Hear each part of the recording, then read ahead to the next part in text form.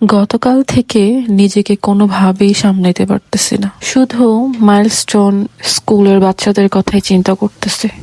এই বাচ্চাগুলোর সাথে কত বড় একটা দুর্ঘটনা ঘটে গেল। ওদের মা বাবা কিভাবে নিজেকে সান্ত্বনা দিবে? শুধু নিউজটা দেখার পর থেকে দু চোখ দিয়ে অঝোরে পানি পড়তেছে। নিজেকে কোনোভাবেই সান্ত্বনা দিতে পারতেছি না। রাতেও ঘুমাতে যাওয়ার সময় কিছু নিউজ দেখি যে বাচ্চাগুলো একদম পুড়ে ছাই ছাই হয়ে গেছে।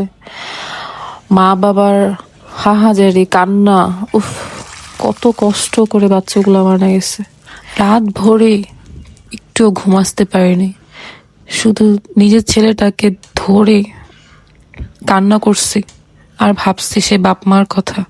কিভাবে তারা এই কষ্টগুলা মেনে নিবে? আল্লাহ তাদের উপর সহায়তা দান করুক।